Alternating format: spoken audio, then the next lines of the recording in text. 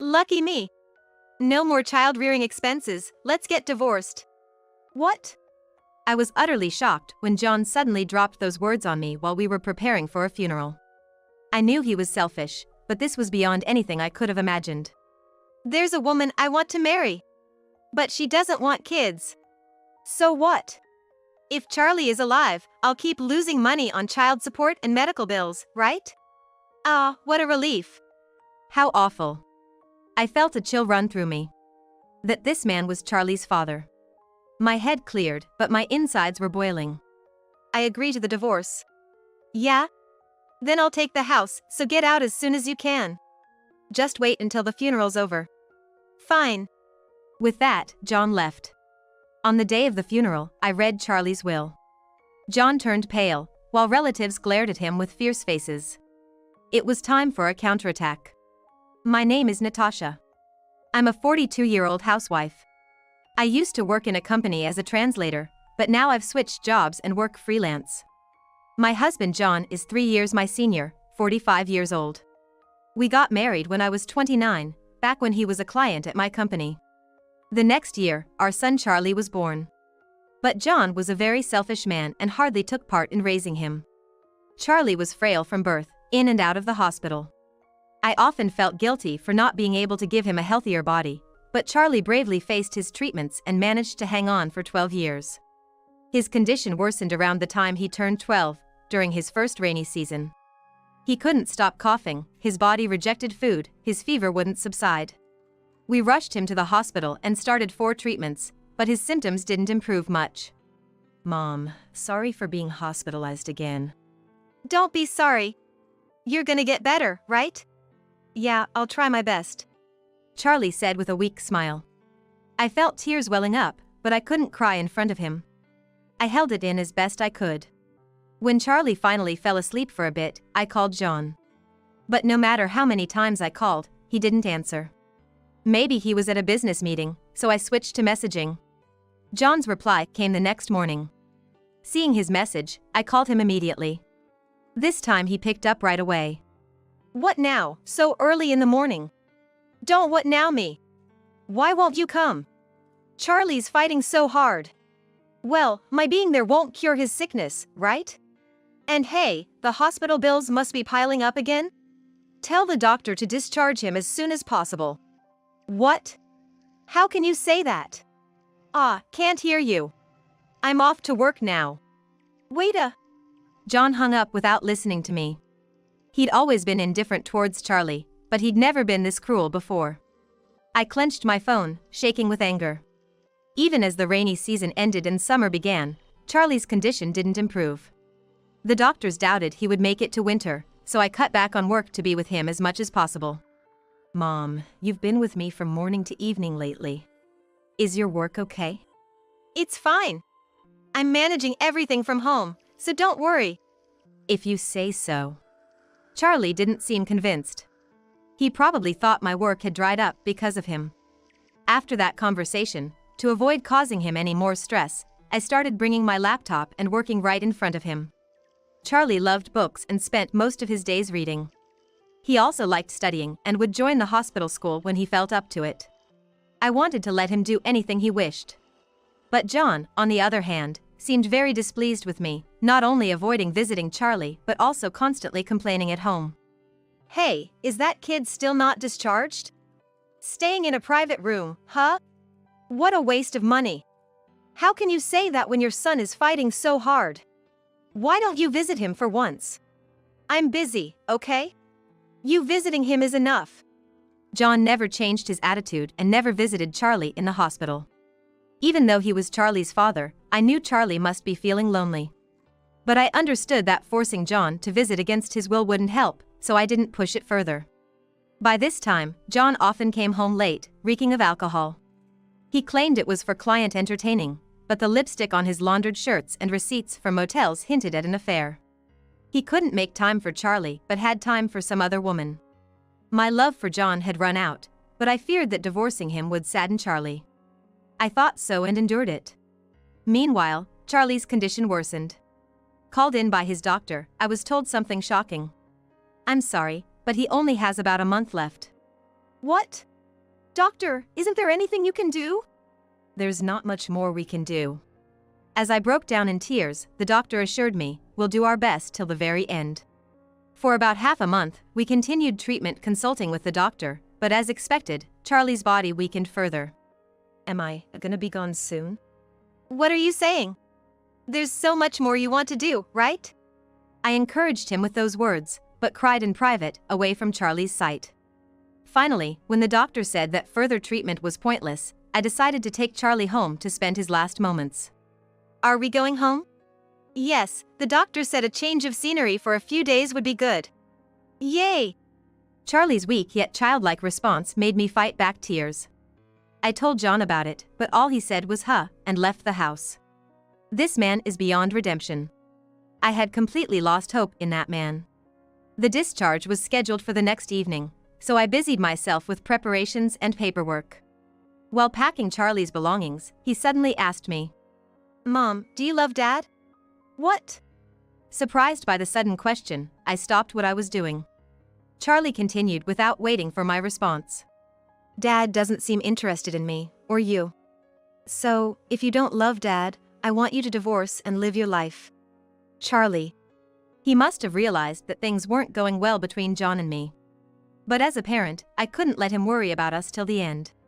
I quickly put on a smile and replied, "What are you talking about? I love your dad. And he cares about us too. He's just too busy to visit, so don't worry, okay?"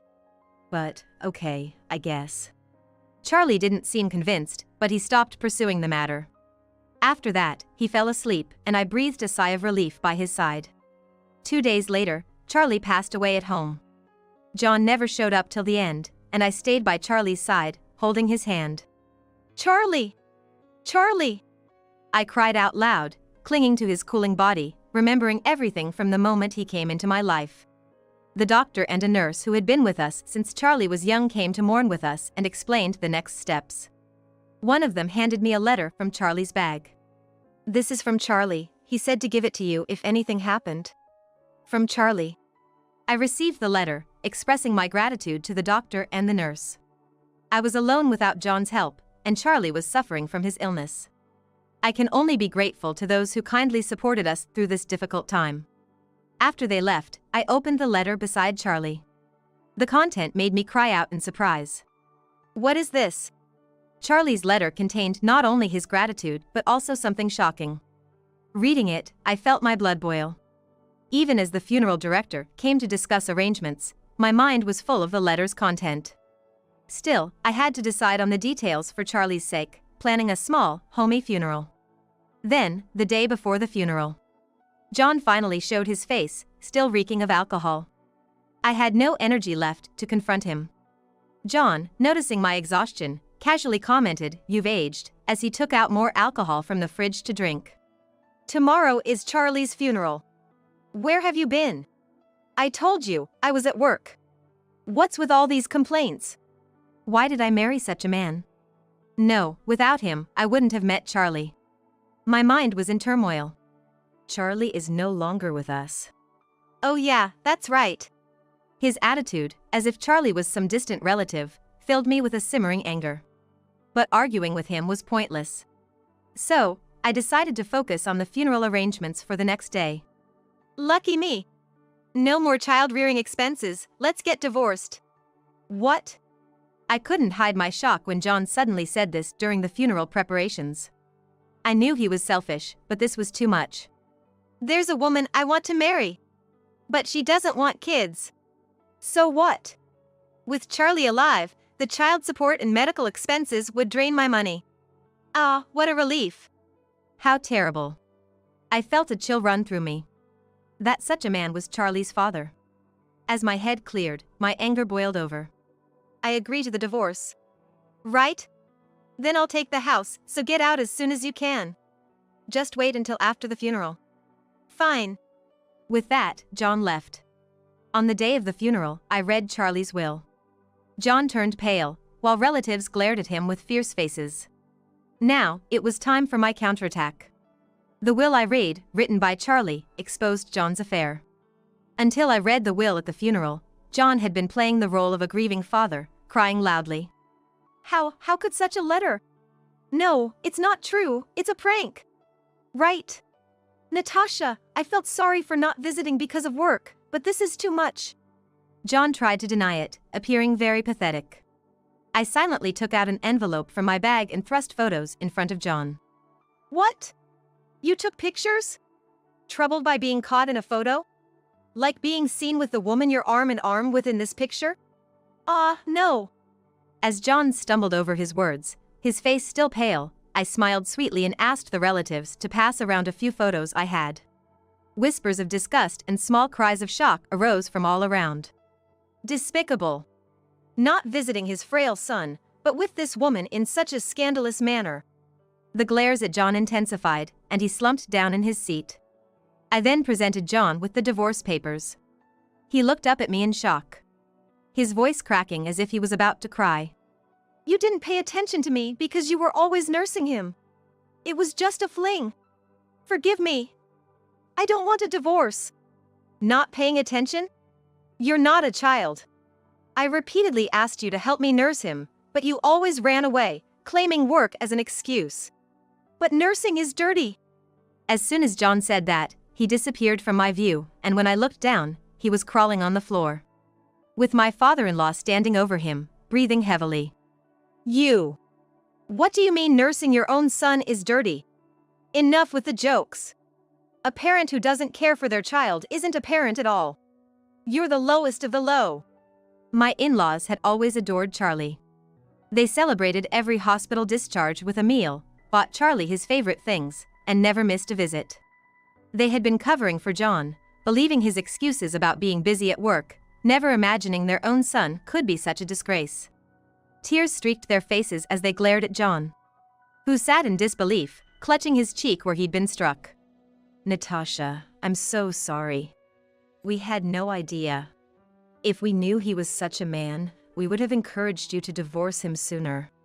We are truly sorry. They began to bow deeply, and I hurried to lift them up. It wasn't their fault. Charlie loved his grandparents, and their presence was one reason I hadn't divorced John. You guys are not to blame. Look, Charlie's letter says thank you and stay healthy. Charlie and I both love you very much. Natasha. Thank you. Sorry, Charlie. My mother-in-law hugged me, sobbing quietly. My father-in-law was also crying, apologizing to me. John, finally coming to his senses, stood up and pointed at me, yelling, "Don't be ridiculous. She's just an old lady who couldn't even take care of her husband, a failure of a wife. John. You." As my father-in-law lunged towards John, I stepped in front of John. He looked at me with a fearful yet defiant glare. What, you got something to say? Not really? This is reality. No one here is on your side. And make sure to pay back the money. You've borrowed from many people, haven't you? How do you know about that? At my words, relatives who had lent John money began murmuring. After reading Charlie's letter, I had contacted the relatives. Charlie had overheard John's expensive activities, involving a woman from a nightclub who loved lavish things like brand products and overseas trips. John, paying for all of it, could never afford such a lifestyle on his salary alone. Realizing this, I had checked if anyone had lent him money. And to my surprise, it wasn't just John's relatives, but mine as well, under the pretense of Charlie's medical expenses. While I had initially informed them just to thank and promise repayment, with the current situation, they realized John had used the money not for Charlie but for his affair. Don't joke with me. I lent that money thinking it was for Charlie. Give me back my $20,000 right now. Same here. I want my $40,000 back. These words set off a cascade of demands from various relatives for the money they had lent. John looked around, his face turning even paler with each claim. Then he turned to me, smiling weakly. Natasha, we're a couple, right? You'll help me, won't you? What? Are you serious? You didn't help with nursing, didn't contribute to the medical expenses or even the living expenses, and instead borrowed from everyone for your own selfish needs. Unbelievable. Why would I help you? Don't say things like that. With a pathetic voice, John slumped back down, seemingly out of energy to retort. I looked down at him, ready to deliver the final blow, and called to the entrance. Cheryl, please come in. Cheryl! Why is she here? John's face was a picture of sheer panic as he stared at the entrance. The woman named Cheryl walked towards me, hesitantly. She looked plain with light makeup, a stark contrast to the woman in the photos. I invited her. On Charlie's last day, she was with you, right? I thought it would be nice if she could attend the funeral. I'm sorry about this. Save it. No need for such superficial words. Cheryl closed her mouth tightly at my response. Her face as pale as John's. I handed her some documents. I called you here today to sign these. Please read them carefully and sign. $100,000. I can't pay that. It's impossible. It's not for you to decide whether you can pay or not. Cheryl looked at me with pleading eyes, but I wasn't about to let her off easily. His gesture irritated me, but I had no intention of snapping over such a thing. Then, John, trembling, stood between Cheryl and me. What now? It's my fault. So please, forgive Cheryl. Demanding $100,000 from her is just too cruel. Why should I? I'm merely asking for compensation for the affair. John raised his eyebrows and sighed heavily. While screaming inside that I'm the one who wants to sigh, I waited for John's next words. That's because Cheryl is fragile, unlike you. How do you expect her to earn $100,000? How cruel can you be? John. Cheryl clung to John's back, both seemingly lost in each other. The cold stares weren't only from me. The relatives were ready to give them a piece of their mind, but I decided to add fuel to the fire. Cheryl, your son is hospitalized, right? Son. Cheryl flinched. I continued. He's 12, just like Charlie was. Always in the hospital. Your ex-husband took custody, right? Tough, with all the hospital and treatment costs, not to mention the bed fees. You must be getting quite a demand for child support, aren't you? How do you know that? Cheryl looked at me as if she'd seen a ghost. John was frozen in shock. I pulled out some documents from my bag and handed them to John.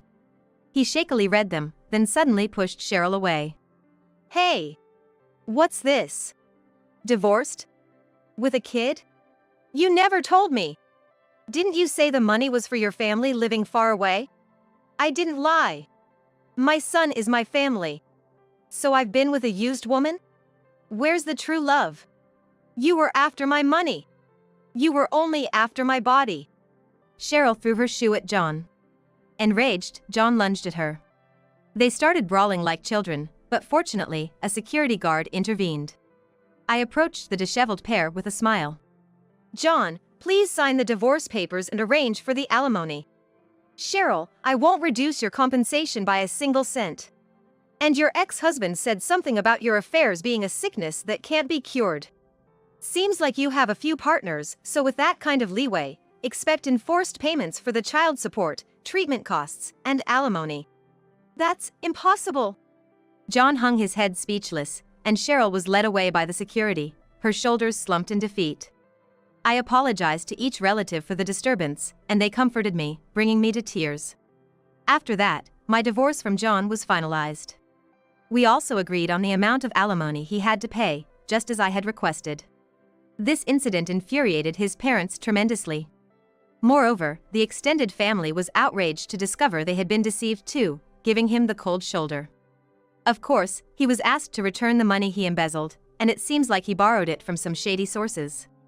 To repay the debt, he's been working his fingers to the bone with multiple jobs, but the repayment is so huge that he's rumored to have nothing left for living expenses.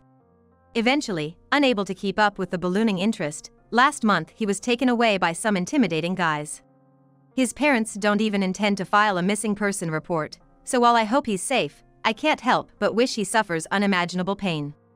As for Cheryl, all the men she dated found out about her affairs and the child she had, cutting off all financial support.